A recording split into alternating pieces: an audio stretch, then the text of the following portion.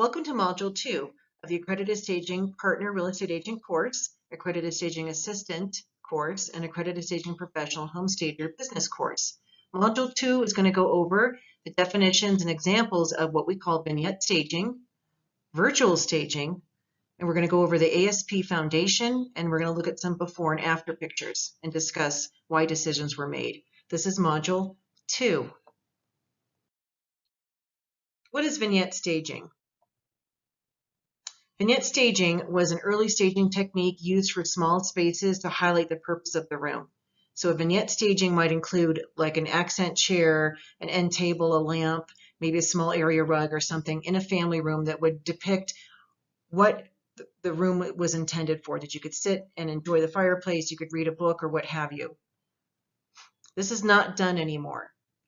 20 years ago, in the beginning when staging was, 1999 when staging was birthed, a couple of decades ago, vignette staging was acceptable. For a lot of stagers, we didn't have access to rental companies. We couldn't buy furniture. We were sort of an ugly stepchild of the design world. So a lot of the manufacturers that stagers resource all of their furnishings from today, they weren't available back then. And so vignette staging was an effective technique that was done, but it's not done anymore. Now, why is this? Because the expectation of buyers are greatly impacted by what they see on television. And NAR has a survey called the Profile of Home Staging. They come out with it every odd year. So 2021, if you're watching this session, that was the last year. And in the future, if you're watching this in an odd year, there should be another NAR Profile of Home Staging that goes over the information and benefits of home staging from the real estate perspective. And what NAR does is they send out a survey to a large volume of agents. So they're looking for the perspective of the listing agent and the seller, and then the buyer's agent and the buyer. And they provide feedback on the impact staging had on how much somebody paid for the property, how the buyers felt when they walked in, if they were able to picture the house as their home, etc. So a lot of really good information. And they started including the impact of television, shows that are on HGTV or TLC, that talk about staging, that show a house that's being transformed. And over 90% of buyers expect houses to look like what they see on television. So vignette staging, that isn't the case in vignette staging. Vignette staging, if it was done today, it just cheapens the look of the house. So as staging has evolved since the late 1990s, and sadly some stagants or agents that like to stage their properties, and some stagers have not. And this is not home staging. These are things that we see in some properties, even that we see today, that are being marketed for sale, that is not home staging. Just putting accessories on a counter, that highlights the counters, but that's not staging. Tossing pillows on the floor in front of a fireplace and putting a throw on the ground with it, that is not staging.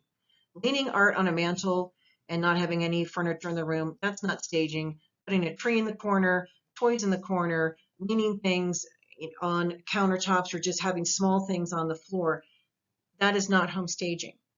So let's take a look at some before and after examples of vignette staging that didn't work, and then the proper staging that helped the property sell. And also hanging towels in a bathroom, that's not staging. Those are adding accessories. So here's a picture of an investor who flipped a small property, and this is the family room entry as you come in. So their first attempt at staging included 2 folding chairs, a little table, and 1 little piece of art. Now they added this big staircase in to pop the top and added a bedroom up here. So this takes up a lot of the room of the family room. You can't get a couch. You wouldn't put a couch here because of the space here. So it became a challenge. And here's the staged property. So here's again, placing the 2 folding chairs and a dinky table. Not home staging. It didn't sell.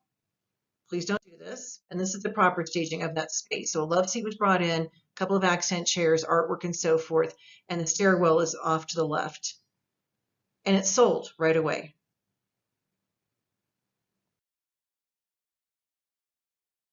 This is an investor flip. The seller had the son, quote, stage the property with that little chair and a lamp. That is not staging. It's just random, and it didn't sell. This is a proper grouping that was brought in for selling the property and was under contract within a week of staging. This is an example of an agent's idea of staging, and not saying all agents do this, but this in particular was done by the listing agent. Just threw a bunch of pillows on the floor with a little rug and put some stuff up on the mantle. You know, it adds color to the mantle. It looks like somebody forgot to pick up their stuff off the floor. It just looks like a mess, but that's not staging. I don't have an after picture of this one because this is not done by a professional. This was a seller's idea of staging her bathroom. I think this cracks me up. Put all the Beanie Babies crawling around in and out of the tub over the toilet. And again, that is not staging.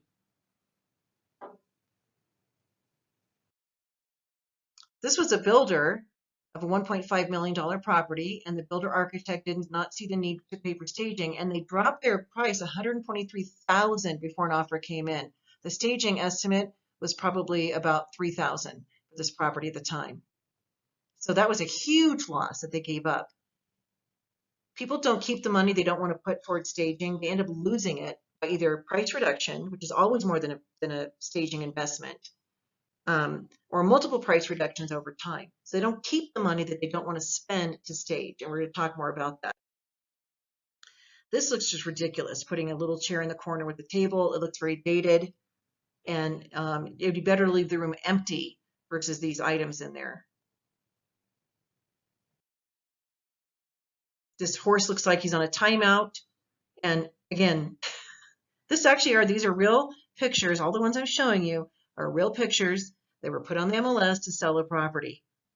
And in the notes, they might have even said the property was staged. This is not staging.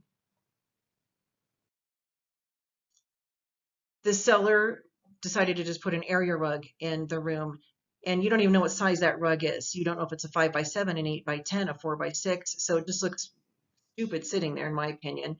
And unfortunately, it didn't sell. They were carrying 2 mortgages because they'd moved out, and the property didn't sell. So staging investment is always less than a price reduction, or sitting on the market and having to do multiple price reductions, or having a lower starting price because the house doesn't show well to start off with. This property was it's a nice house in a nice neighborhood, but that furniture looks terrible, and the seller just left it behind. And so that is not staging. Just empty the house. I'd rather see these items gone than see an old, wrinkly, dirty sofa and a TV on the floor.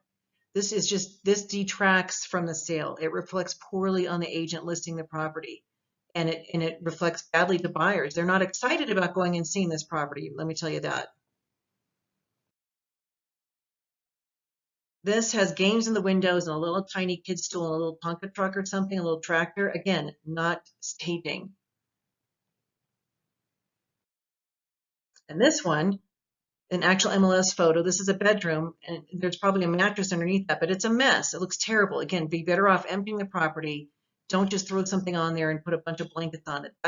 Staging is not just going and finding some random furniture at a thrift store or garage sale or the secondhand store and sticking it in a house. Back when I got started, 20 years ago, I would go to those places, but I would put slip covers, I'd make them look nice before I put them into a property. And staging has evolved. This is not done anymore, and it shouldn't be done in any properties where a realtor cares about their reputation and getting the best price for the seller, because this is a detraction in the sale. This is a little bit too much Christmas spirit or holiday spirit. So as we approach the holidays, you will have sellers who like to deck their house out. And when they're selling, that's not the year to do it. They want to make sure that they're keeping minimal holiday decor out, tasteful, but don't overdo it and don't have it, cascading over every surface, because it comes to the point of distraction. You can't see the features of the house. This was actually a property that was staged by a stager, but she wasn't a professional. And you can see in this picture, you can see the gray tub under the bed. It's an air mattress under the bed, and this bedding is horrible. It wasn't even on style when she staged it. It's, bedding always changes, and the pillows are falling apart. They're sliding off. There's not even a headboard. And so it's important to work with a professional, which is an untrained amateur. A professional stager is not going to do this. You're not going to have this look and charge a client. $2,000 was charged to the client for the schlocky staging work. It's shameful. And so make sure that you're working with a professional. So real estate agents that are sitting in the sessions and learning, You can find accredited staging professional stagers on the stagedhomes.com site. There's a directory that says Find a Pro. The public can search for you. They can find realtors. They can find stagers. You can find stagers. Stagers can find realtors. They can find people that have training. That's the key. So the professional stagers you want to partner with are found on the directory Find a Pro on the stagedhomes.com site. What is virtual staging? So virtual staging is a technique, here's a definition, where images of furniture are graphically placed in photos of vacant properties. The staging is done by tech companies or Photoshop experts that are capitalizing on the need for staging by offering a cheap alternative that still does not engage the buyer emotionally. And that's the truth. Now, when virtual staging first came out, a lot of the examples were really terrible. And they've gotten a little bit better, but I can still tell when a property is virtually staged versus real because the depth of the items, the imagery and so forth just isn't there because it's not real. They're not real furniture. It's not real items that are in the property. And the people doing the quote staging, they're not professional stagers. And so you'll see some pictures coming up where the virtual people actually put in clutter and they put types of property, furniture, excuse me, that are not appropriate for the property. And the scale is off. And so even if this virtual staging is done well, the buyers feel duped when they walk in the front door. It's a big letdown. A property that's featured online visually, the pictures and so forth, when a buyer walks in the front door, that property should look the same as how it does online. And people that think, oh, a seller can empty the house and will virtually stage it, and when the buyers look, when they come in, they can remember what that picture looked like and translate that in their head into this empty room in the house. And I'll tell you right now, that doesn't happen. Less than 10% of the population is visual. Less than 10% of the population has the ability to stand in a space and be able to assess what's going to fit and what, how it can be transformed. So you're eliminating about 90% of your potential buyers by doing this. And so what happens is they might get excited by what they see in photos, and then they walk in the front door of the house because most people are going to go in person to see the property that they're purchasing because it's the largest asset, the largest purchase most people will make in their lifetime is a home. They walk in the door, and now there's nothing there except emptiness. So the buyers naturally start to look for something to take their attention. What's going to take their attention is the scratches on the walls or the dings on the floor, like carpets, floors that are dinged, the baseboards, any kind of conditional items. They're going to notice all the flaws because they're starting to look for something. So when staging is in place, it creates an emotionally inviting experience for the buyers. It helps define the purpose of the room. It gives the buyer an idea of the size of the room because of the scale of the furniture that is used. And it takes their attention away from nitpicking on things and lets them appreciate the flow and the features of the property because it's homey and inviting to them. It's also considered deceptive marketing by NAR, who cautions on the use of it. They actually had articles that came out on using virtual staging. You got to be really careful. So agents are supposed to indicate whether a photo is virtually staged versus really staged in person. And also no flaws should be filtered out with photoshopping. Like if there is a big crack in a wall or something, the virtual person shouldn't be erasing that digitally because everything should be as it really is in the property. So we want to be sure that we're not being deceptive with how you present the property. Some companies are also altering the interior of their property, changing paint colors, airbrushing out flaws, as I said, or changing views that are unattractive. That's deceptive. Persons doing the staging are not professionals. They don't know what staging is. They don't understand focal points and features.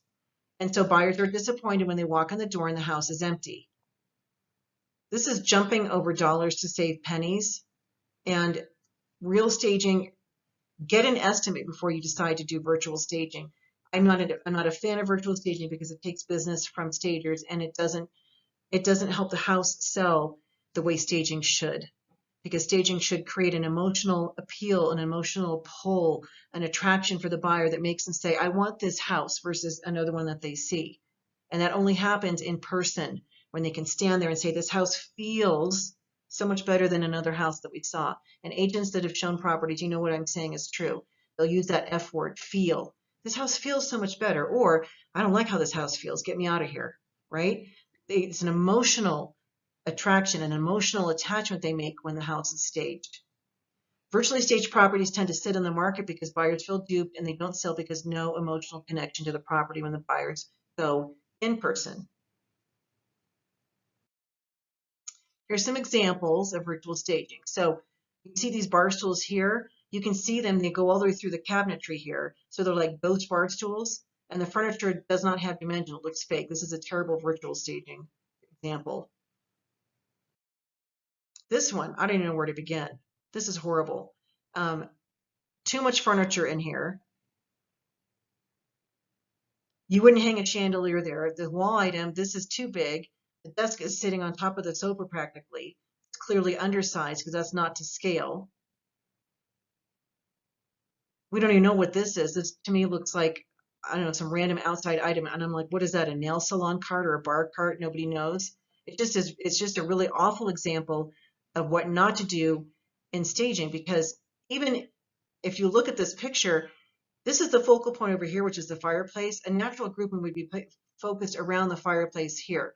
This other side of the room could have been a dining area. If it's a secondary part of the living room, there could be a secondary seating grouping over here. And they have the TV there. Is that really where the TV would go? Or is there another wall the TV would go on? So this whole thing, they just dropped a bunch of pictures of furniture in here, and this is terrible. This is an example that a virtual stager who had reached out to me, not knowing that I was a stager, and sent me pictures of their work. So they added all of this clutter.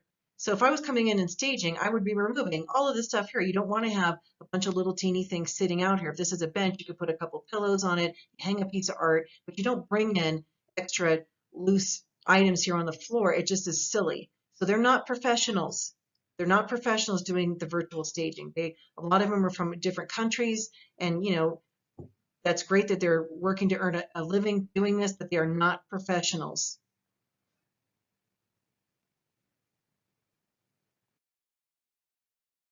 This property actually was one that our company restaged because it didn't sell. So the virtual staging, it doesn't look bad. It does look fake though to me. So the dining area and the living room.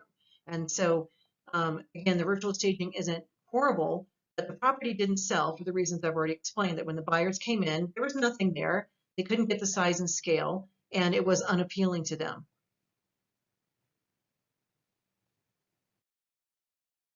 This is it staged with a real table and chairs in the dining room. And of course, the living room was also staged, and it sold. This is an example that actually was inside the NAR magazine and on their blog site.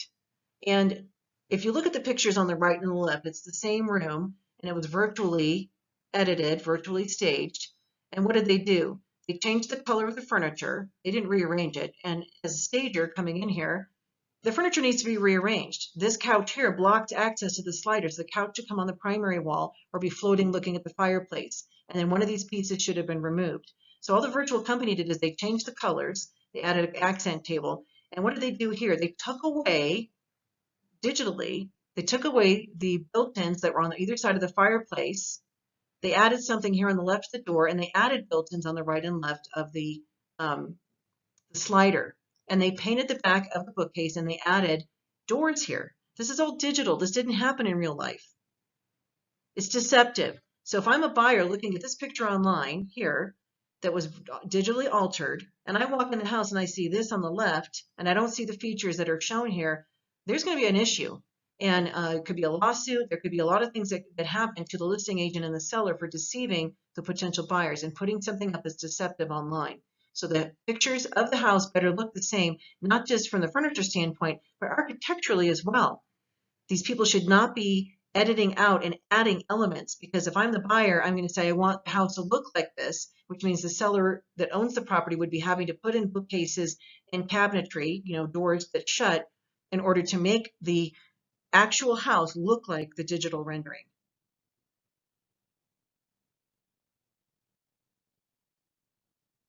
This is really dangerous. They also removed the box shelves above the slider, so you can see all the alterations that were made digitally.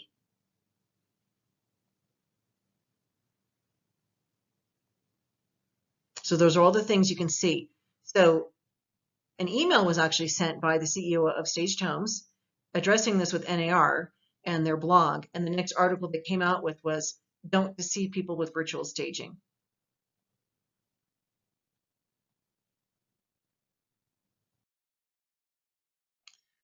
The worst offenses in virtually staged photos: when editing listing images, they want to make sure to avoid misrepresenting a property and giving buyers a false impression. That's from NAR magazine. So they caution against doing that. Enhancing sunsets, making views that don't even exist part of a listing, and making changes inside. And this is the article down here. You can see the link here that you could, take a picture of and then put it into your browser if you want to actually read the article. But it's a misrepresentation. Fixtures removed or added, and the wrong measurements or dimensions are also deceptive. So 2 weeks later, NAR posted this article on their site after posting that previous one, and after getting a letter from the CEO of our company. Let's talk now about our ASP Foundation and Code of Ethics. As I go through these, I want you to take some notes and write things down so you understand what each of the foundation steps is and why it's important. Number one foundation of an ASP-RE, ASP stager, or ASA is to honor the client and their possessions. Now, one of the big differences between staging and design, and this is just a generalization, it's not my impression, it's just the impression of the design industry in general, has been that designers can be sort of judgy or abrasive, rude. There's a lot of adjectives that can be applied to that because they are coming in, and they are sometimes can also intimidate a homeowner who doesn't have design flair. And so designers work at developing rapport and working with clients and so forth. But in general, the public impression is that, I don't want to be judged and so forth. Certainly when we're selling a property and we're working with clients, we don't want them to feel like they're being judged for what they have or don't have in their property. So no matter what they have going on, we're going to honor them. We're going to honor them in the process. We're going to honor their possessions. Now, you might be thinking like, gosh, this thing is the ugliest thing I've ever seen, or why on earth would somebody have this in their house? That's not for you and me to say out loud, obviously. So whatever they have, honor it, because it's their property and it's their possessions. And you don't know the backstory behind it, and people want to feel like they're being treated with care and respect. Now we're going to tell the truth and use analogies. So we don't want to lie to clients and tell them that their house is perfectly fine the way it is when it's not. We want to be able to tell them the truth. Analogies are a great way to be able to share something with the client. So one of the analogies that could be used for sharing messages, like maybe you have to tell a client something that's kind of hard for you to say, so you could use an analogy. Just like when I go to the doctor and the doctor has to tell me things about my health that's hard for them to share with me, what I have to share with you about your property is kind of hard for me to say too. That's an analogy. You've compared it to going to the doctors, right? Detail your house. We're going to detail your house like we detail your car. That's an analogy, using the car as an example. So you want to tell the truth and use analogies or stories to help buffer any of the sting that whatever you're sharing with them might have. And if you've ever been in sales or management and you have to give critiques to people, there's the old cookie or sandwich theory. So you have 2 pieces of bread or 2 pieces of a cookie, and then inside is the frosting or the meat of the sandwich, right? So you pay them a compliment. In the middle, the meat or the frosting, that's the critique, and then you give them another compliment. So any critiques that you give to a client about their property should be buffered by compliments. You can find something to compliment in every person's property. It could be something as simple as, I really like that pillow that you have on your couch, or this is a really great layout in your property, or I really like your coffee pot or your teapot or something. Just find something sincere to compliment. All right, so you want to compliment, and that's part of developing rapport with the client. We don't want to come in and start criticizing too soon. And in fact, none of this information, you don't tell the client anything about their property until you've secured the listing. And we're going to talk about the process to go through, because agents that start giving up ideas too soon, not only are you giving your value away, but you're also risking the relationship, because a client may not be ready to hear the critiques. And it all depends on how you share it. But don't be giving your value away when you have ideas. You want to keep those for when they actually have agreed to list with you, and and sign that contract, and then you can start sharing ideas with them. So telling the truth and use analogies. The key to all of this is timing. So we don't walk in the front door the first time and say, oh my God, the paint colors in here are terrible. Your room is way too crowded. It smells like cat pee, or it smells like musty mildew. You know, we don't do that when we walk in the door. They kick us right out the door, right? So the timing is all about this. It's proper timing. You got to wait until you have rapport. And you gain rapport with a client by finding things in common, by making compliments and putting them at ease. That's critical. So this should not happen the first time as an agent that you walk in the door. Compliment the homeowner. Ask them questions about themselves. Don't start picking the house apart. Now, they might even ask you, hey, what do you think I have to do to get my house ready for sale? Hey, well, as soon as we agree to work together, I'll be sharing all of my ideas with you. So let's just take a look at your house. We're not ready for that step yet. And you kind of put them off nicely. Don't start offering up ideas, because they might be really great ideas. They haven't agreed to list with you. And maybe they'll take your ideas and go list with somebody else. So do not be giving your ideas away too soon. And also don't start picking the house apart, because then they're going to see that you're going to feel like you're a critic. And sellers will say to themselves, gosh, this person doesn't even like my house. Why would I want to list it with them? That's what they think. So timing, get it right, and develop rapport first. Now, we work in steps as an ASP. We work in steps and we stick with the steps. And there's a 3-step process for listing a house that we're going to go through as an ASP real estate agent, accredited staging partner, and also stagers. You're going to learn the 3 steps in your 3rd day of class, where you go through the process of staging and so forth of a property. So we don't move on to the next step until everything in the step prior is completed. It's a step-by-step process. And when we do things out of order, things might get missed, forgotten. It's going to take extra time. You may have to go back and fix things. So working in an orderly step-by-step process is important. Share that you have integrity. That's a great word, isn't it? Honor and integrity, both of these in these first 5 bullets. Let people know that you have integrity. It would be easy as an agent to just let your seller off the hook and say, you don't have to stage. It takes you extra time and money to have them stage, right? So you could say, well, you don't have to stage. Let's just put it on the market. Is that doing the best service for the seller? When you know about staging and a tool that can help them get more money and make sure that their house appeals to the broadest range of buyers? So agents that just throw houses on the market, they're not showing a whole lot of integrity. And you want to let your clients know that you have integrity. Because of that, you do have a process and a service that can help them get the very best price in the sale of their home and get it sold in the quickest way based on the statistics and so forth. And you wouldn't have integrity if you didn't share that with them. So you want to share that you have integrity, and that's why you're sharing things that will help them achieve the goals that they want. Develop and maintain professional policies. What's a professional policy? That's a great saying, by the way, or great phrasing, professional policy.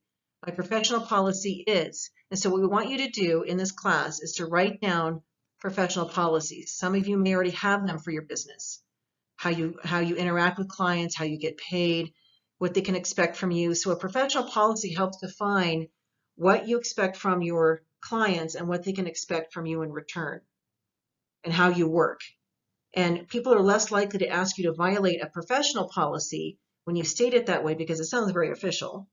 And if you were taking this course in person in a classroom, one of the professional policies that Staged Homes has is no laptops, iPads, any devices and so forth out on surfaces or desks while the trainer is instructing, because they're a distraction. So we send that out in advance. We let the students know that Staged Homes has a professional policy of none of these things out in use, and that you'll have breaks to be able to check messages and so forth. And when we get to the classroom, people don't have those things out on the surface because we've let them know that's a policy. And should we see somebody with a laptop, the trainer just simply goes up and says, remember, the professional policy is this can't be out while the class is happening. And you have your notebook and so forth where you can take notes, because we don't want people surfing the web or looking at emails, and it's even the people sitting behind them, it's distracting. So professional policy for staging could be, my professional policy is to get paid at the time of service. I accept debit and credit card. Which do you prefer? That's actually a professional policy for my staging business in real life. Because when I didn't have that professional policy and I took checks and so forth, I was chasing people down, invoicing people, and didn't get paid a couple of times, got burned. And so by having a professional policy that I get paid upfront at the time of service in full, that has eliminated all of that. And I don't have any clients ever balk at paying for the services because 80% of the work is done before we ever even get to the house to stage it, because it's all part of the planning and process that we've been putting hours of thought into before we ever get to that property. As a realtor, your professional policy could be, from this class forward, my professional policy is that every property that I list and sell is staged prior to coming on the market. Okay, so that's a professional policy that you can communicate with them. So there could be a lot of other professional policies. It could be about how you interact with the client. My professional policy is to honor my clients in the process, and my professional policy is to work with integrity and to be honest about recommendations. My professional policy is however you want to interact with your clients and what you expect from them in return. So it helps to define parameters. Now, let's say that you're an agent and you're dealing with a homeowner and they want to list their house for sale, and you share with them, my professional policy is that every house that I list and sell is professionally staged before it comes on the market. And they say back to you, oh, we know all about real estate. This is our house, and we're hiring you, and you're to do what we want. You're to do what we say, and we're not doing that staging thing. So you now have an issue, and you can either cave and let that seller start directing the whole process, because it's not going to stop with the staging. They're going to be telling you how to do your whole job the whole way through the listing. They'll be the bane of your existence. You'll rue the day you ever took on that client, believe me. And I know people, hopefully you're laughing or saying, nodding your head like, yeah, we've all had one of those clients, right? Where we're afraid to push back. And so because of who they are and their temperament or their beliefs or whatever about real estate and how much they think they know, they start trying to direct the process and telling you how to do your job. Who is the trained professional? You are, as the real estate agent. Don't give up your position in the process. You are the director. Remember, you're the director. The homeowner is the star. You're there to direct the process to make sure that the homeowner gets the results that they want. The homeowner's not the one directing the process because they're not in real estate. They don't know what it takes. And even if they were in real estate years ago or in staging years ago, it's changed. So you need to retain that professional control, the leadership in the process. So let's say that client says to you, I'm not doing that. You can restate your professional policy. Well, as I said, my professional policy is that every house that I list and sell is staged prior to coming on the market. This is the way that I do business, and it's really to serve you as my client. Let's say they push back again and say, well, we're not doing that. Well, switch gears a little bit with them and say, well, where do you work again? You told me you work at the bank, right? And they say, yes, I work at the bank. Well, don't you have professional policies where you work? Share some of those with me. Well, okay, I have to show up to work on time. I can't steal the money. I have to be nice to the customers, whatever the professional policies are. Every industry, every profession has policies or professional policies or things that people have to adhere to, whether they're in, a teacher, working in corporate, whether they have their own business. There's policies that they have to follow in order to accomplish their position and their job and so forth. And so you can share something like this to that person after they share some of their professional policies with you. You want to say, well, just like I would never ask you to violate one of your professional policies where you work, which could get you in trouble, maybe even cost you your job, I'm going to ask you to ask me not to violate one of my professional policies, because this is the way that I do business, and it's really to serve you as my client. If they push back again, stand up and take a step back. And you're going to use the if word. We're going to talk about the use of if and different words and what they mean in our businesses, but we're going to use it intentionally. You're going to stand up and take a step back, and you're going to basically say to this person, I think we need to reassess if there's a basis for us to do business together, because I'm sharing how I work and my professional policies, and I've been very successful, and my clients have all benefited from my process greatly, and I love selling houses, and I would love to work with you. However, I'm sharing my policies, my professional policies with you, and if we're not seeing eye to eye on those, then I don't see a reason for us to move forward, because it will be very challenging to work together. And then stop talking and let them respond. because it's better to ferret out somebody who's going to be a pain client, who's going to call you all the time and make demands based on what they think they know about real estate, versus you being allowed to stay in your leadership role and allowing the sellers respectfully to put you there and listening to you and your advice and what you know is the best process for them to get the results that they want.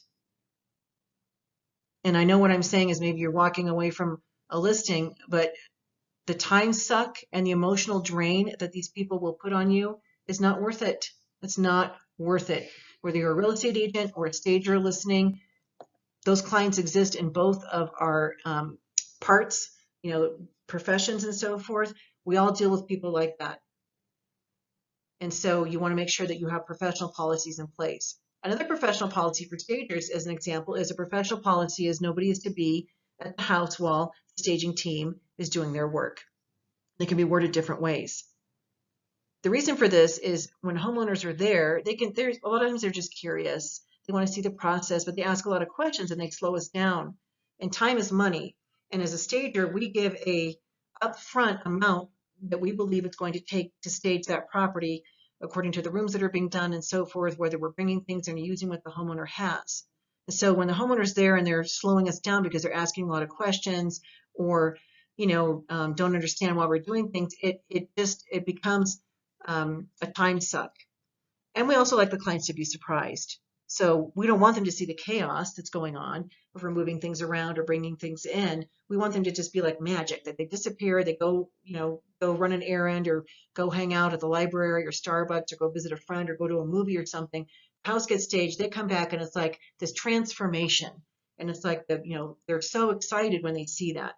It takes the mystery away when they see the process and unfold, and we don't need them to be seeing all the chaos. It's organized chaos, but all of that takes place. It's also a liability, and stagers have insurance for their team and for their items and so forth, but they're not insured for anything in the homeowner's property, nor for any injuries that the homeowner might experience if they are wandering around and they hit something that was brought in by the staging team and so forth. So just for liability purposes, it shouldn't be there. And then lastly, for health purposes, if people are concerned about contamination and germs and so forth, they shouldn't be in the house. The staging team doesn't want to encounter that, and the seller shouldn't encounter that either. So those are the three main reasons why the professional policy for stagers is that nobody except for the staging company people and team should be on site during a staging. Now, there's always exceptions.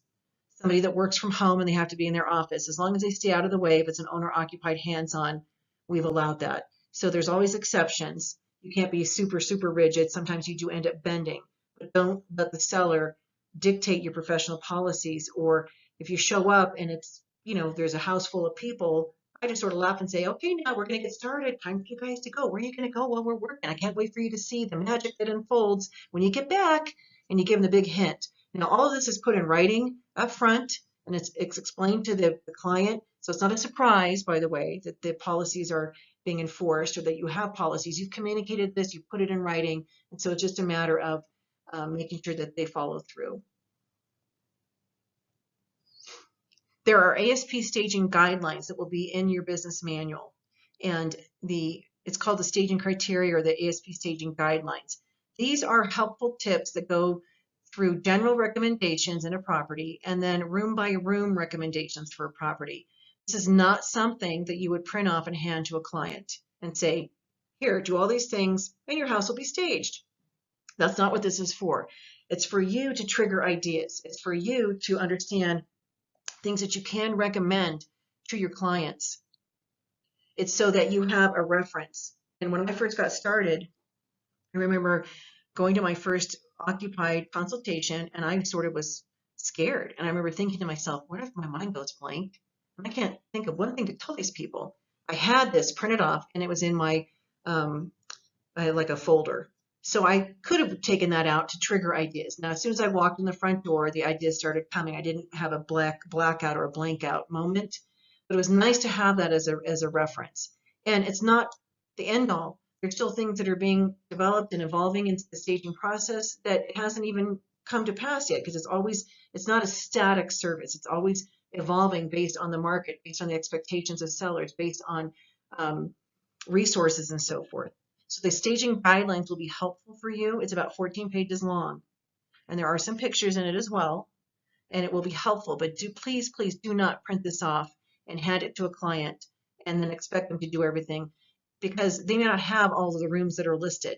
They have bedrooms, dens, offices, carports, garages, bathrooms, family rooms, kitchens. Most houses will have a family room, a kitchen, bathrooms, and bedroom, right? And then larger homes might have secondary family rooms, even third family rooms, media rooms. They might have sports court if they're a really high-end house. They may have other areas that aren't even included in the guide.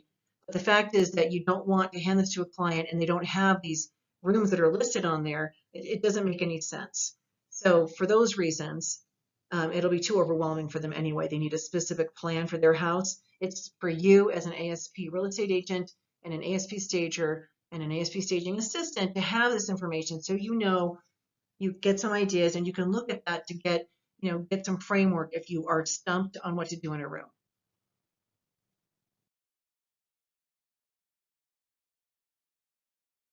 ASP staging sayings. So you're going to learn these coming up, but there are staging sayings that we incorporate. I've already used one of them with you, which was the way you live in your home and the way we work. And so your house are two different things. And that's a great staging saying. Sometimes when I don't know what to say because I practice the sayings, that's what comes out of my mouth. And they all pertain to different scenarios or situations that you may have with the client. So learn them and incorporate them into your business process. You can even use them on your marketing literature and so forth, because they are succinct and they convey a great message or thought.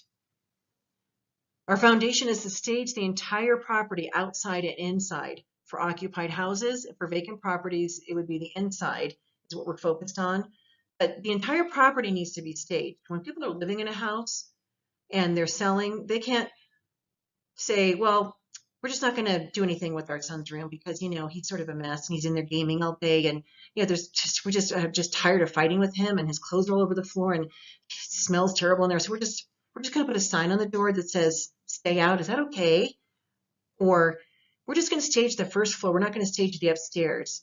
And, are they eliminating that part of the house from the purchase? Right? Buyers are going to go everywhere. They want to see behind every door, believe me. So every part of an occupied house needs to be addressed. The closets, the garage, any place they might have things stored, like a basement, if you're in an area that has basements. So those things need to be addressed, and they don't have to be gorgeous. They just need to be organized, right? So in the situation with the son, no, you can't put a sign on the door and say, keep out. The buyer wants to see that bedroom. That's part of what they're purchasing. So the entire property needs to be addressed. And otherwise, buyers are going to be turned off by what they see as they go through. They might be really excited as they walk in the front door and it looks great. And as they start going through the house, if their secondary bedrooms aren't done because the kids didn't clean up their mess or what have you, their excitement diminishes and diminishes to the point where the last room that they see, whatever room that is, they're not super excited anymore. So the staging keeps that emotional attachment and excitement as the buyer goes through the entire property. That's the point of the staging. When a seller says, we're just not going to stage this area, you have to kind of laugh and say, well, is there any other part of the house you'd like to exclude from the sale? And hopefully they would laugh, because that's essentially what they're telling you. And so every part of an occupied house needs to be staged. Vacant houses, most often the primary rooms are staged, the primary living areas. You're talking living rooms, family rooms, formal dining, casual dining, kitchen counters, counter bar. So those are the main rooms. And then the primary bedroom and bath should be staged, and the guest bathroom. I don't like walking in and just seeing a toilet. There should be something like a plant, a piece of art, some towels, or something to add a little pizzazz in that bathroom. Secondary bedrooms are not mandatory to stage. Now, there's some stagers that will insist on doing the entire house, and that does cost a lot more to stage the entire property. Depending on your market, that might be the standard. It might be the standard that every room in the house is staged, like a model home that a builder does. Every room is staged, presented. They've put their different color scheme and features that they want to sell to the people buying their new products. The new properties. They go to the design centers, and the buyers of these new construction homes will pick things out. So the builders deliberately have something in every single room. Staging, my philosophy, and again, I've been doing this 20 years and over 6,000 properties staged with my companies. I don't believe every room has to be staged, but again, look at your market and be on par with what other properties are staged. Look to see what they're doing, and then be in line with that. Now, offices have become very big to create an office space in a property, so that might be something you would want to do in a vacant. If there are weird shaped rooms or rooms that are super small, you want to stage those, because a room that is empty is counterintuitive, but a room that is empty looks smaller visually than it really is. And people think, I'm going to empty this room out, and people will see how big it is. They're going to think, oh gosh, look how big this room is. And it's counterintuitive. It actually appears smaller. In a big open floor plan space with where you would have a seating group that would be floating, maybe looking at a fireplace, you might have a dining area, you don't have specific rooms that are defined. That's also hard for buyers to envision, how to set up furniture and so forth. So if a room is really small, like a bedroom, you want to put something in there so that buyers can see what will fit. If there's something odd about the room, like a peaked ceiling or something else that's a detraction, the staging can help take some of the attention away from that feature or flaw, depending on how you look at it. So there's always exceptions to the staging. And then outside staging, there can be patios or decks that are staged. Those are usually optional, depending on the property. The higher price the property is, the higher end the property is, the more areas that need to be staged, including outdoor. And your stager should be able to properly advise you or the homeowner on which areas to stage. We want to communicate with care and sincerity. There's an old saying, people don't care how much you know until they know how much you care. Have you heard that? People don't care how much you know until they know how much you care. So you want to be sincere. You know, it's really sad. The public's impression of real estate agents, and this is not me saying this is just surveys, that they're a step below a used car salesman, a step below a used car salesman. That's terrible. There are a lot of wonderful professional realtors. They take their business very seriously. They're there to help their sellers. They're not schmaltzy. They're not schmoozers. And so that impression, that perception, where did that come from? Well, it's probably from back when, real estate first got started and so forth, and maybe NAR didn't exist, but there were, agents out there, they were sort of schmaltzy, and you didn't know if you could trust them, right? And so we don't want people having that perspective about professionals that are in the industry. People can tell when you're being sincere, a sincere compliment, a sincere request, a sincere comment, and so forth. And they can tell when you care, because you're giving them time and attention. It's not just you blow in there, you get the business, and then you're gone, because that's not a sincere relationship cultivation and so forth. And real estate is built on relationship. So is staging. Staging is built all on relationship, and we rely on referrals. So we want to be sincerely compassionate. We want to communicate with care. We want to care about the people that we're working with and work on that. So if you're having a bad day and you're not in the mindset of dealing with somebody and being able to come across as sincere, then that's the day that you don't go out and talk to a client, or don't go do things, or maybe you have to go someplace for 15 minutes and kind of get your head right before you go meet with the client. So you can come across as that you do care about them and that you're sincere in your efforts to help them achieve the goals that they want. Acknowledge and use my creativity within. What does that mean? Well, we believe that we all have creativity within us. Some people are creative with design, decorating, and staging. Some people are creative with writing. Some people are creative with music. So there's a lot of ways that we can be creative. And so the more you use your creativity, the more it shows up. So in an occupied house, we tend to challenge our creativity a lot, especially when the seller doesn't have the budget to be able to bring items in, to rent items, or to have a stager bring, quantities of things in. They may not have the budget for that. And so one of the biggest challenges is, how do I make this house look good using what the homeowner has? And so we have to get creative. Maybe you use something in a different way. One of the first houses that I staged that was occupied, I was working in the dining room, and they had ugly curtains that I took down, and then they had a dining table, and there really wasn't anything else in that room that really was great, and the seller didn't really have artwork to speak of. So I remember walking around the house saying, what else can I use in a different way? And I went outside, and they had a metal corner shelf, So it was one of those ones that is in the corner. So it's kind of a triangular shape. And it was about maybe 5 feet tall. And so I cleaned that off and I brought it into the dining room and I put that in the corner. So now I had something I could actually put items on. And then I went and found large decorative items, kitchen things. It could have been like a big, you know, colorful pot or urn, something that you could put salad in, a bowl or whatever. You could put some decorative things on the shelf and it added color and pizzazz and looked great in the room. Now, it would have been great. I could have gone to my warehouse and brought a bunch of stuff to that dining room to make it look even better. But when the budget's not there and the time frame's not there and you need to use what the homeowner has in the house, you got to get creative. So I go look in garages. I'm looking in any place they have stuff squirreled away. I'm saying, how can I use this in a different way? And so your creativity is a big part of the staging. We don't want it to look funny or tacky. We want it to make sense for the buyer. However, there's things that you will learn by looking at pictures, before and after pictures, to learn what other people have done, and it's a really great way to train your eye for staging. Choose my issues with care. This is important. In other words, pick your battles.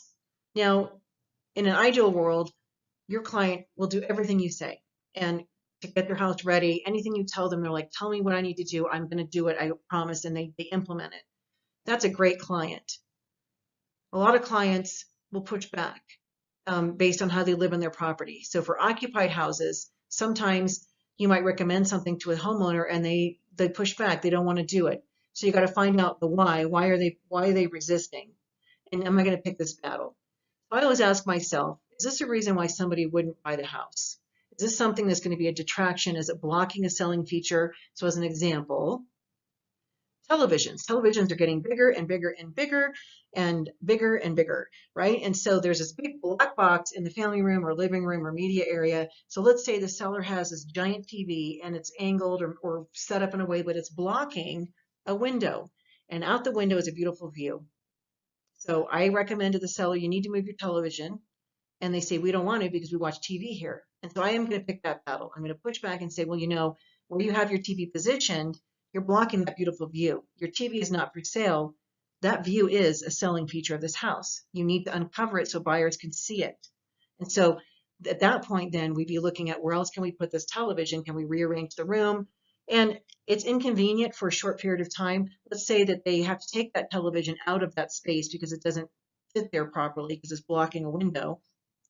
Are they willing to be inconvenienced and live without their TV while their house is for sale? I don't know. It's up to the seller. They might be willing to, if they're motivated to sell. Most sellers are going to do whatever you say when they are motivated.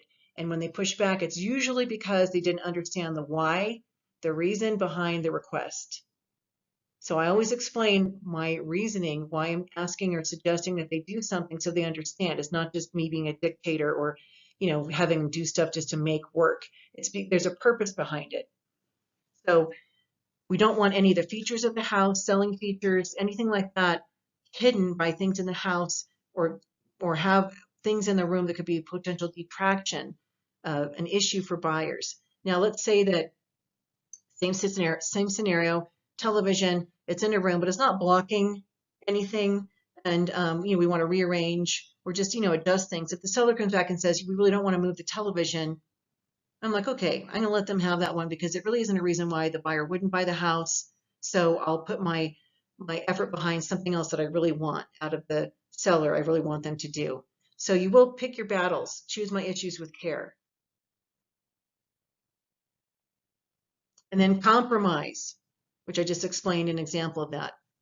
They push back, you relate to them why it's important. If it's an issue that will be a detraction or potential issue for buyers, it needs to take place. So you need to push on that one. Otherwise, you will compromise and say, okay, what if we just do this over here? Are you happy with that? I find the older the homeowners are in general, this is a generalization, the more resistant they are to change. And so when I'm working with elderly clients, there is something that I call the command center, and some people call it the nest. It's in the family room or living room. It's wherever they hang out and they're watching TV. So around the nest is usually TV remotes, magazines, Kleenex boxes. Could have, crossword puzzle things. You could have stuff for like knitting or whatever their hobbies are. But there's usually like a conglomeration of stuff around the nest. And the chair is usually a comfortable chair, but usually not very attractive. It's usually pretty bulky, depending on, the size of the room. And so, but I know, in my experience, I know that the nest is probably not going to disappear. So I'm going to compromise with that homeowner. So I might say, well, can we shift the chair over a little bit because we need to create more of an access way through here. Hopefully I get the agreement. Can we remove some of the items that are on the floor? Can we put these somewhere else? So you start asking and proposing suggestions to the homeowner, and they're either going to say yes or no. And again, you're going to explain the reasoning why things have to happen. Change can be really hard for a lot of people, and selling is stressful. So we need to acknowledge that up front. In fact, say it out loud to the client. Listen, I know change can be hard. I know moving is stressful, and I'm here to help you. I want you to get the best results in the sale. Anything that I'm recommending is to accomplish that goal. I know you're still living here, and so we want to take that into consideration. However, it would be great while your house is for sale, you might have to live without a few things that you've been used to because they were in the way of a traffic pattern or whatever. And it's for a short window of time in the grand scheme of things. So you will compromise with clients. When you point out things to a homeowner and they push back, for example, like a mural in a kid's room. So in general, one of the guidelines for staging is depersonalizing. And what does that mean? It means a buyer should not be able to come in and figure out who the homeowner is. So when I meet with clients, I always ask them what they know about home staging. I'll say about 90% tell me, I don't know anything. My realtor just told me you're coming over. At which point I say, do you watch television? Do you watch HGTV? To get a framework, like, do they have any idea what home staging is?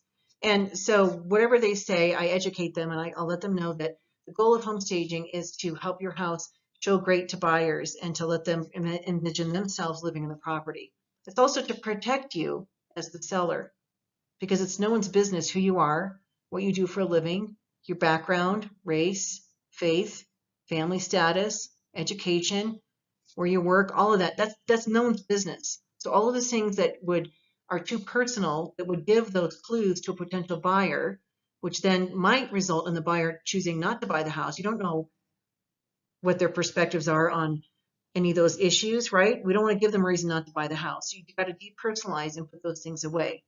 So it's twofold. It protects the seller, and it also allows the buyer to walk into a property and not see all of the seller's things and feel like they're invading somebody's personal space.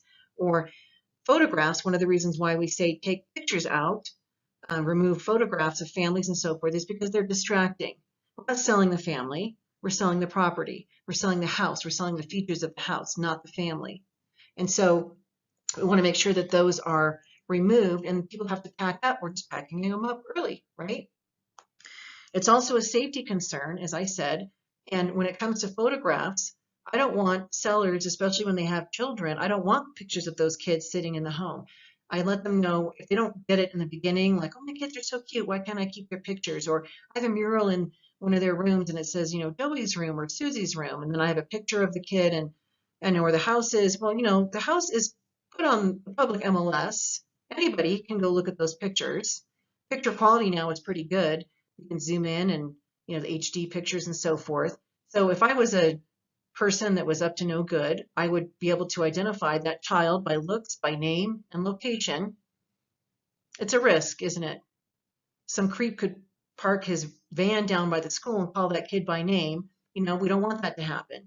It's, far-fetched scenario, I know, but it expresses the point to the sellers that, people shouldn't know who is living in this property. It's none of their business who's selling and your background and your hobbies and your interests and so forth, because the buyer's not buying that. They're buying the house itself, and it needs to be prepared. So when they walk in, they start to mentally move in, and they start to think about where they're going to place their furniture and their artwork and their pictures and how they're going to live in the home. So if the seller hasn't taken all of their stuff out, it feels like there's not enough room for all of the stuff to exist, and the buyer might feel like, this house is too small. My stuff's not going to fit in here.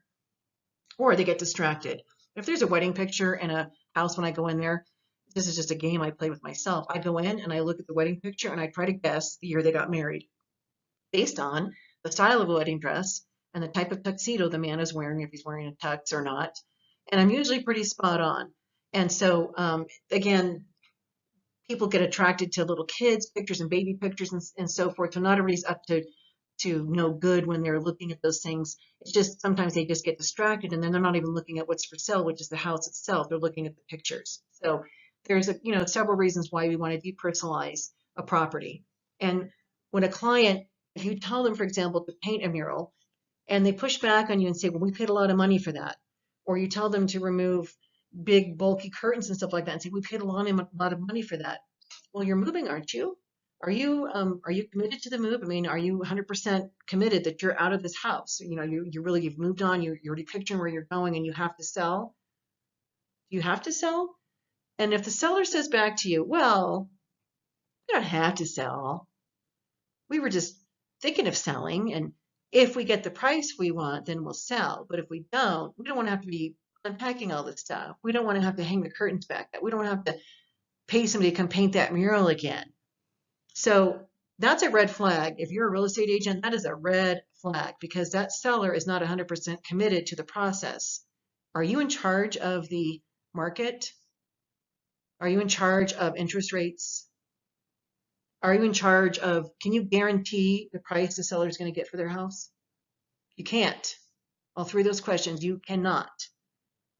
And sellers will sometimes ask, like, well, if you can guarantee I get this price, then I'll sell. Well, you cannot guarantee because there's a lot of unknown factors that come into play. Gosh, if the economy shifts and things slow down, that's out of your control. If a bunch of other houses come on the market, all of a sudden, that's out of your control. There's competition and so forth. You can't make those kind of guarantees. So somebody that isn't 100% committed to the sale, they're a time waster. They are thinking like they don't want to have to do these things. They don't want to put the effort in because if they choose not to sell, well, then they'll just stay put. Wouldn't you like to know that up front before you start putting all your marketing dollars and energy and focus into selling the house? So one way to ferret those people out is to start making recommendations that require them to pack up and put things away or to make changes. And if they push back, we educate them on why it's important, the depersonalization. And if they start saying, well, we don't want to have to come paint the wall again or do these different things, have a conversation. So as a stager, when I hear that from a seller as I'm going through my recommendations with them, I immediately call the realtor and then let them know what they shared with me. And the realtor may or may not be aware of it, but I just always like them to know, by the way, when we got to the kids' room and I was talking about taking things down, the kids' names, the baby's name or the child's name in the mural, and they shared this with me, that they didn't want to do that because, etc. It helps us to be in tune with what the realtor's concerns might be in working with their client, and I think they would appreciate the heads up.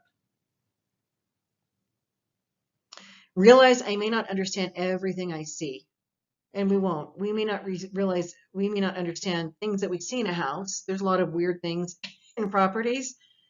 My goodness, I have seen a lot of things that just make you say, what the heck? It could be artwork, it could be sculptures, it could be fixtures they put in a property, it could be furniture, types of furniture, collections of things. In fact, there's a secret Facebook group that is, it's called A Tragic Collection of Randomly Found Things in Sellers' Houses. So it's called Precious Treasures, a collection of random things we find in houses. And it's private because, a lot of us have posted things in there and we wouldn't want a homeowner to know that we did that, but it just makes us laugh. And it also makes us go, what? So if a seller has those things in there, we're going to talk about coming up how to get them to take some of these things that we know could be a potential issue for buyers away. But you may also not understand reactions that you get. You might say something to a client and they respond in a way or react in a way that you're like, wow, I wasn't expecting that. As an example, I was working with a client and the realtor was there with me and I shared with the homeowner, it was an occupied home, and I said, wow, you have a really beautiful home. So I was paying a compliment. And I said, you and your husband, because she was married, that's what I was told, you and your husband have really good taste. So I was paying her a compliment. Well, she burst into tears. So I was not expecting that reaction. And I said, I'm so sorry. So you want to acknowledge if you get like a weird reaction. I'm so sorry. Obviously something I said upset you. Please help me understand. And she said, my husband, we're getting a divorce because he ran off with, he had a mistress and we're getting a divorce. So he cheated on me. And I remember saying, oh my gosh, I'm so sorry. And I felt so stupid because I didn't know. And the agent, I look over and the agent was like, oh yeah, I forgot to tell you. And I was like, hey, thanks for that. And what I learned from that one experience, because you learn, you can have something happen one time and then you can learn from it and put something in place so it doesn't happen again, is I ask questions of the real estate agents. Is there anything special I need to know about the sale of this property, the seller's circumstances? Because I want to know if they're going through a divorce. Is it amicable or whatever? Did somebody die? Are they in financial distress? Are they being relocated? What are the circumstances that are making these people sell? They're not always negative, but those four, death, financial distress, divorce, and relocation, are not always positive. And so I like to know up front so I don't say something that's insensitive and make a client cry, because I don't want the client to cry. So um, you may not understand the reactions you get, acknowledge and ask about those when it's appropriate to do so. And realtors that are taking this course, educate your people that are working with you, whether it's the photographer, the stager, anybody going into that property that might be interacting with that homeowner. Let them know if there's any special circumstances, if somebody's had an illness, any of those things, so that we can be sensitive to that. I had a client whose daughter had died, and she had two little kids, and so the parents, the grandparents, were there at the property when I was going through, and they were obviously grieving. And I acknowledged, I said, the realtor had let me know, thankfully. So as I came in and we chatted for a little bit, and I said, I'm really sorry for your loss. I can't imagine how hard that is. And you could just see them physically go, I'm so glad she knows. And they could kind of not pretend to have to put on a happy face. And because I knew their situation, I wasn't as tough on them as I probably would have been with a regular seller. So when it came time to her room, I didn't tell them depersonalize everything. I let them, keep a couple pictures of her in there. And same thing with the kids' rooms, because I know that selling the house wasn't their choice. It was a really tough situation. And so real estate agents, you often have that type of information that you can relay to the people who are partnering on your, as part of your team to get the properties ready and to make sure that the sale goes well. So just let us know, give us a heads up before we walk in that door. And ultimately, you do your best and release the outcome.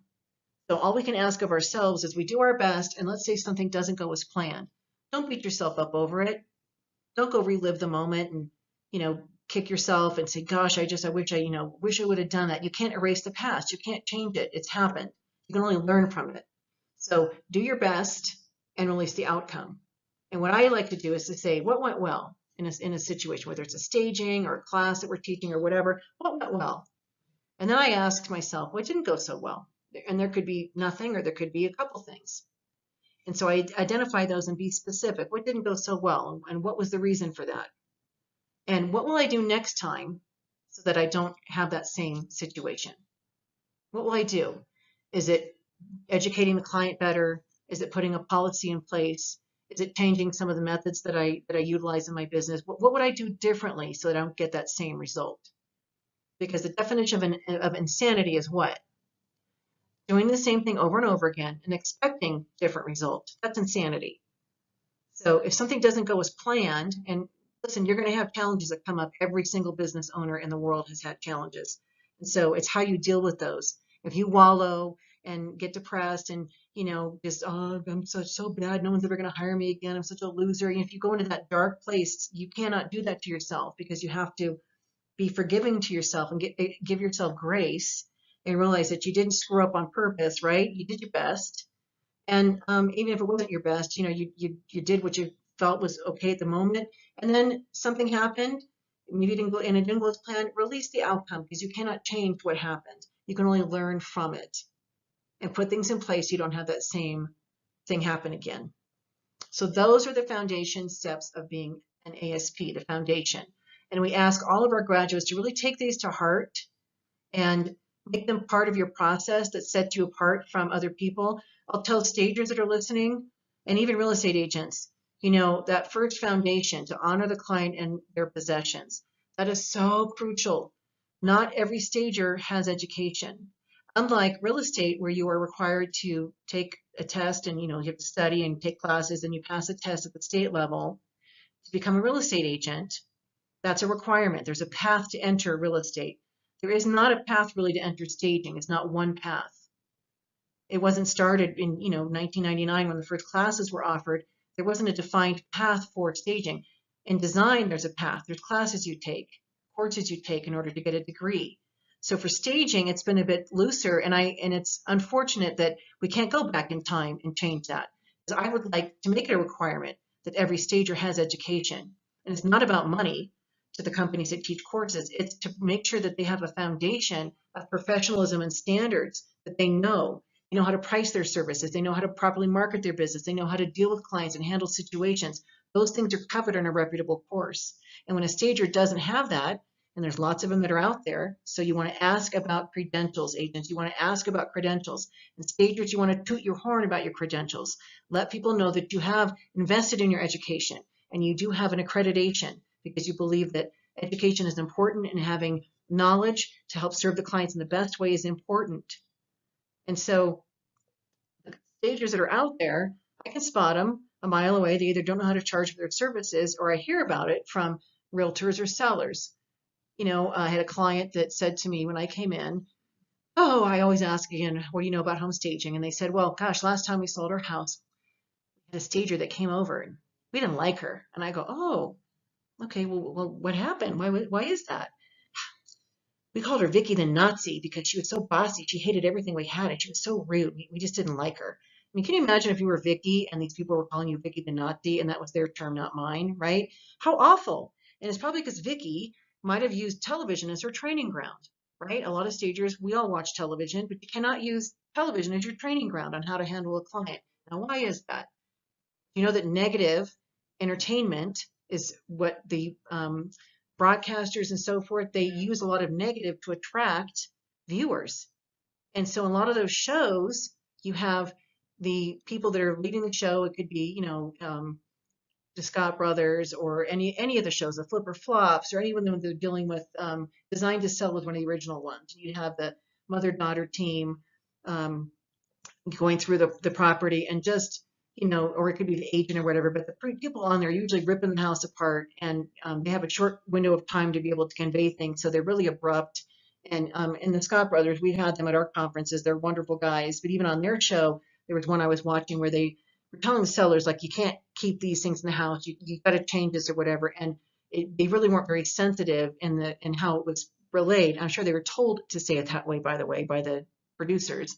And then you have the sellers off camera, on camera, but outside saying, gosh, I can't believe they don't like our whatever collection of trolls or whatever it was in the house. I can't believe they don't like that. And they're being so, critical, because it hurts their feelings, right? We don't want to hurt people's feelings. And so honoring the client and their possessions is our foundation of our course, and not every course is created equal. So we really want to make sure that you are honoring the client and having rapport with them, and not coming in and being rude and bossy and dictator like they are on television, because that is not reality. Even though they might be quote a reality show, that's not the reality of how people want to be dealt with. And I know that if I came across like that, it would reflect poorly on the realtor. They could lose the listing. That would be horrible. And then bad news travels faster than good. As a stager, you'd be hard pressed to find work again. Never again with that client, most likely, but then you'd be talked about most likely in their colleagues. It'd be really hard to overcome. So don't be that person, and use the foundation, and make sure that you let the agents know that you're working with, that you are not that person, that you're here to honor their client. You're here to make the seller understand the process. You want to make the agent look good, that they brought this team member, their stager in. You want to make that realtor look good, because remember, we represent that real estate agent, that real estate team, whoever we are brought in by. We represent them when we go work with the client. So always remember that. Let's take a look at some pictures, before and afters, and we're going to kind of talk about the budget. No money, some money, a lot of money. So let's say this is your seller and this is their dining room. First of all, as you're looking at this, who do you think owns the home? What age is the homeowner? Now, hopefully you're looking with the wallpaper and the doilies and the china, so forth, and the type of furniture. It's probably an elderly person, okay? So, millennials and so forth, they're starting to get into wanting to have more sturdy furniture, but for the most part, the furniture is going to be more clean line, contemporary, the IKEA look, pottery, pottery barn, that kind of look. So this is not that. This obviously is owned by an older person. And so if they don't have any money to make changes, they can't paint, they can't take the wallpaper down, you're giving recommendations If all you can do is tell them to just get rid of some stuff in this room, what would you say to them? So I look at the table that needs to say, because it's a dining room, you always want to have the room depict what the original room was supposed to be. So if somebody has an office set up in a dining room, they should turn it back into a dining room. All right, so you have a dining room table, you have this hutch, you have another cabinet over here, you have a cabinet over here, you've got a chair over a settee or something over here. So in an ideal world, we would tell them to get rid of this. So there's free space around the table for walking. They can have 4 chairs around the table. I see 1 chair here, 1 chair here. Hopefully there's 2 more of these little farmhouse chairs. You get rid of the doilies. You know, you can have a nice centerpiece. You might thin out what's back here so it's not so much of the china pattern and so forth. But just by decluttering, you know, clearing out some of the space, the walking space, it could be presented. Now, this house is not going to be listed for sale at the same price that a house that was completely remodeled would be listed for, correct? It's apples to oranges. If they have some money, get rid of that wallpaper. You can paint over it. There's product that goes right over wallpaper as long as it's not peeling off, and neutralize those walls. Then you could still have their furniture, you know, have them take some things out. Carpeting, don't love carpeting in a dining room. If the carpeting's in worse shape, and it's going to be a bigger detraction than this wallpaper, have them maybe change out the flooring. But at the very least, painting, I think, is a huge benefit. You've got this nice wainscoting here, and you've got crown molding and this busy wallpaper. Now, wallpaper's coming back. You're going to see it in a lot of homes, a lot of big botanicals and so forth. But for selling in general, you want to neutralize as much as possible. If they have a lot of money, they can do something like this. They replaced the flooring. They took down all the wallpaper. They painted. They kept the chair rail, but did the same color on the top and the bottom. And then they brought in, the staging company brought in updated furniture to show this room. They replaced the light fixture as well that you can see. And I'm not able to go backwards in this presentation, so I apologize. They replaced the light fixture as well. So the before and the after. You can actually pause it and go and just rewind. This is same house, so you can see the wood paneling. The elderly gentleman in the front is probably the homeowner, but a lot of brown. And so this house to me probably was from the 70s, maybe 60s or 70s. And so what can you do with this paneling? They don't have a lot of money. If they have no money, then we're going to be decluttering, depersonalizing, looking at the room arrangement and making it the best that we can. If they have some money, again, that wall paneling, you can paint over it. You can actually sheetrock on top of paneling. And for, you know, instead of having to tear it all down, that can also be done as a technique. And if they have a lot of money and they completely redo, remodel this room, paint it, get rid of that wood paneling or paint over it, replace the flooring and bring in updated furniture that shows better for the target buying audience, which is what was done. So here's the after. If you look at the placement, there's a door here and I'm standing in a doorway. I'm not literally standing in the doorway. This is the doorway from the kitchen or the dining room that came into the living room. So you have to think about pathways. So somebody could actually go here. They might go up the hallway this way, but here, if they came into this room, we don't want to obstruct the pathway by putting a chair here. That's why this chair is angled off to the side. So people could walk right through here. So always think of flow and how is somebody going to go through this room? How are they going to do that? Another option could have been to put this chair at an angle here. Maybe, you know, we don't want to block the fireplace, so it could have been angled here and here, but that might have blocked the access to this other part of the house. So always think about, there's always a method to the placement of furniture for staging, and it's always, what is the natural pathway? Do I want this person to go that way? Now, if I didn't want, let's say I didn't want this person to come in this way, I would put the chair here. So it does create an obstruction and they're going to have to go, you know, maybe they have to go a different way. This is not a great example of that. Maybe that would be like a part of the room that we don't want them to go to or something. You manipulate how people go through a property and experience a room by how you place the furniture. So we're actually creating pathways that we want them to follow, if that makes sense. Because the front door is here, people walk in, they're going to go either left this way or they're going to go to the right. Most people are right-handed. So most people are naturally going to gravitate towards going to the right. So the living room looks like it leads into the dining room, which leads into the kitchen. And that's how people would experience this room, this house. Different house, but a kitchen. Lots of kitchens look like this that haven't been updated. They have no money. They can declutter, okay? If they don't have any money, they can put some effort in. And one of the big things we see, you know, for refrigerators that are coated, just looked at my refrigerator last night and it has all these family pictures on it, which I love, but it's coded. But I'm not selling. I like looking at the pictures of my family. So this seller would have to remove all of this. And then this up on top, it's practical. We have stuff up on top of our refrigerator. But what it says to a buyer is, there's not enough storage in this kitchen, so I got to put my stuff up on top of the refrigerator. There's not enough space in here. That's a negative message. So get rid of anything on top of the fridge, anything on the front and the sides of the fridge. Pet bowls, you want to hide the evidence of pet for photos and showings, so that needs to go. So I look on the counter, they've got a little teapot, that's fine, a little cookbook, that's fine. Microwave, that's going to stay there because they're living there and they don't have a mounted one. The stuff on top of the microwave needs to be taken away. They have a bunch of little things in the windowsill. Remove those. The clutter over here, I don't know what that is, but probably needs to be removed. The butcher block of knives, I know it's little. There's a butcher block of knives. Knives are weapons. So our tip to the seller is remove those from the counter. They don't have to pack them up, but they want to get them off the counter because it is a weapon. And it's not really about them, it's about the agent who's showing the property. Because there's a lot of weirdos out there, and every year agents are killed. Every year there's a handful. And it's very tragic and it's sad. It's sometimes, an agent that goes to meet somebody at a property that's remote and didn't vet the person properly and they get killed. There have been male realtors also that have been killed in property, shot, or whatever it is. It's just there's a lot of people out there that are not good, and so we don't need to be leaving things that somebody who is up, that type of person could easily grab and harm another person.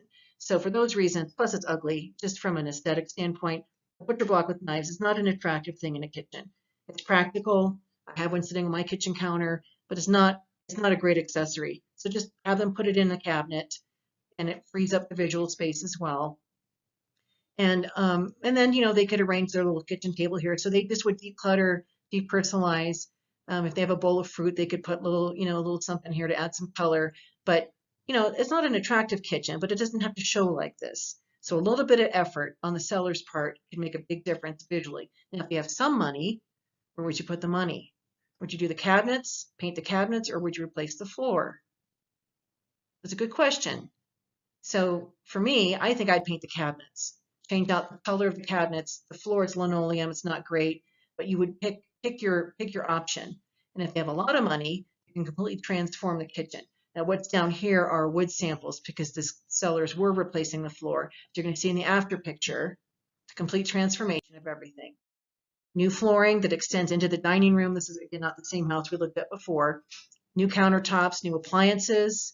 The hood hopefully is going away because that was the original hood and it's not attractive. And they painted the cabinets and added hardware.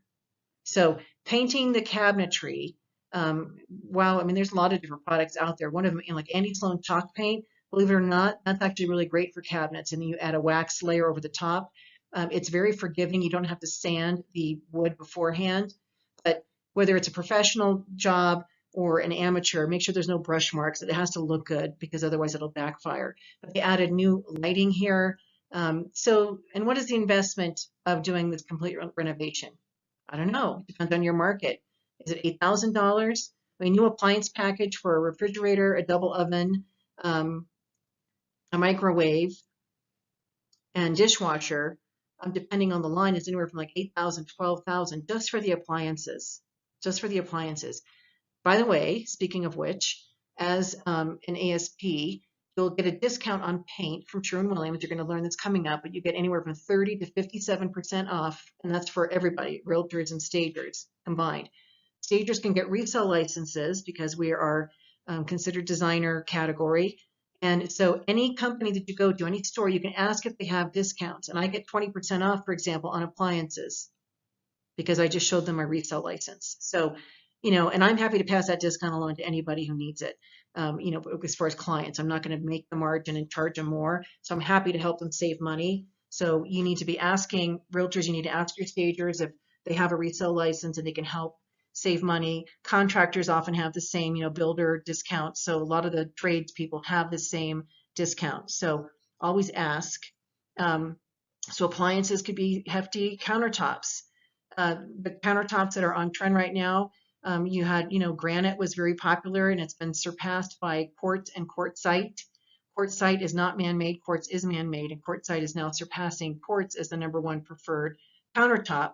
And it just depends on how much you're putting in. Is it slab? Is it a 1-inch slab? Is it thinner than that? Is it bullnose over the edge? It depends on how it's created, what the options are. The countertops could be, a few $1,000s to $10,000, which just really depends.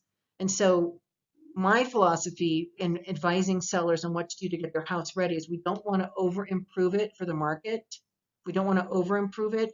So make sure that they are doing things that are in line with helping their house sell, and that whatever they put in that's an improvement is able to be allocated and accounted for in the sale price. Okay, so let's say this kitchen was 25,000 to do, or 20, let's just easy, 20,000 to remodel. Okay, so they put 20 grand in the kitchen with the flooring and so forth.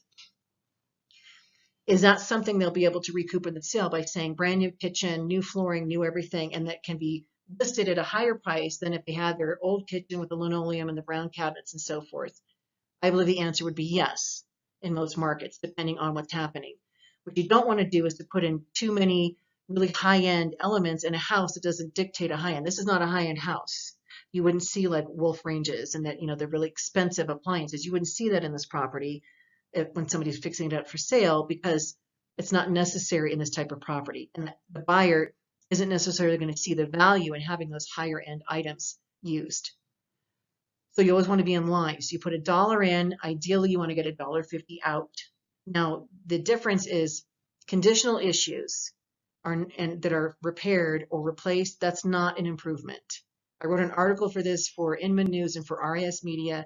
It's not an improvement. When somebody has carpeting that has gotten stained and torn and has holes in it and it's just gross, and they have to replace it because buyers are not going to want to see that when they come in, and giving a carpet allowance may not even be enough to attract a buyer to that situation, and they'll always usually want more of a carpet allowance anyway.